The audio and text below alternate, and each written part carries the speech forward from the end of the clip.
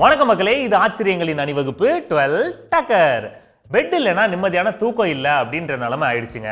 அப்படிப்பட்ட பெட்டை பத்தின 12 டக்கரான தகவல்கள் உங்களுக்காக. எகிப்து பேரரசர் டுட்டான்காமூன் முழுக்க முழுக்க தங்கத்தாலான ரத்தனக்கல்லாம் பதிச்ச மெத்தல தான் தூங்குவாராம். நீங்க கேட்கறது புரியுது, குத்துமே அப்படின்ட்டு. அதனாலதான் அந்த மெத்த மேல பண ஓலைய மெத்தையாக்கி அது மேல தூங்குவாராம். இதுக்கு எதுக்குடா தங்கத்தாலான பெட்டு? ரோமானியர்கள் தான் ஃபர்ஸ்ட் வாட்டர் பெட்டை கண்டுபிடிச்சிருக்காங்க. தோளாலான அந்த பெட்டுல வெது வெதுப்பான சுடுதண்ணியை ஊத்தி படுத்தா கிறக்கத்தோட உறக்கம் வருமா. நம்ம ஊர் வெயிலுக்கு சாதா பெட்டே வாட்டர் பெட் ஆயிடும் ஸ்வெட்ல. பண்டைய எகிப்தியர்கள் சோஃபா செட் மாதிரியான பெட்டை தான் யூஸ் பண்ணியிருக்காங்க.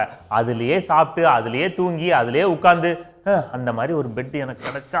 உலகத்தோட முதல் மெத்தைகளை காஞ்ச சாஃப்டான ஓடுகள், அப்புறம் பட்டாணியோட தோல்கள் இதெல்லாம் நிரப்பி தான் செஞ்சிருக்கிறதா ஆராய்ச்சியில சொல்றாங்க. அந்த காலத்துல இருந்து இந்த காலம் வரைக்கும் தூக்கத்துக்கு மட்டும் நோ காம்ப்ரமைஸ். நம்ம எல்லாருக்கும் பிடிச்ச பங்கர்ஸ் டைப் பெட்டை ஃபர்ஸ்ட் கண்டுபிடிச்சது பண்டைய எகிப்தியர்கள். அப்பவே அவங்களுக்கு இடப்பற்றாக்குறை இருந்திருக்கும் போல. 18th செஞ்சுரியில தான் ஃபர்ஸ்ட் காட்டன் பெட்டை இன்ட்ரோடியூஸ் பண்ணியிருக்காங்க. ப்ராசஸ் ரொம்ப அதிகம்ன்றதுனால விலையும் அதிகங்க. அதனால பணக்காரங்க மட்டும்தான் அதை வாங்கி யூஸ் பண்ணியிருக்காங்க. என்னங்க பெட்டு, நான்லாம் எங்க வேணாலும் கையை இப்படி வச்சு படுத்தேன்னா. 1865ல தான் ஃபர்ஸ்ட் ஸ்ப்ரிங் வச்ச பெட்டை இன்ட்ரோடியூஸ் பண்ணாங்க. அந்த ஐடியா ஒர்க் அவுட் ஆனோன்னு காப்பிரைட்ஸ் வாங்கி செம்மையா கல்லா கட்டினாங்க. என்னதான் சொல்லுங்க, ஹோட்டல் ரூம் போட்டதுக்கு அப்புறம் அந்த பெட்ல போய் அப்படி குதிச்சு விளையாடுற சுகம் இருக்கே. ஃபியூடன் பெட் 1940ல தான் இந்த பெட்டை கண்டுபிடிச்சிருக்காங்க. அது சோஃபா மாதிரியே இருக்கும். அது அப்படி விரிச்சு போட்டா பெட் ஆயிடும். சின்ன இடம் இருக்கிறவங்களுக்கு இந்த பெட் ஒரு கிஃப்ட். 1950களில் தான் ஃபோம் ரப்பர் மெத்தைகள் மார்க்கெட்ல இன்ட்ரோடியூஸ் ஆச்சு. இன்னைக்கு மொத்த மெத்த இண்டஸ்ட்ரியிலேயே இதுக்கு ரொம்ப டிமாண்டுங்க. ஆனா நமக்கு அது செட் ஆகாது, ரொம்ப ஹீட். 90களில் தான் குடும்பங்கள் பெருசாக ஆரம்பிச்சது. அதனால மக்கள் பெரிய சைஸ் மெத்தைகளை தேட ஆரம்பிச்சாங்க.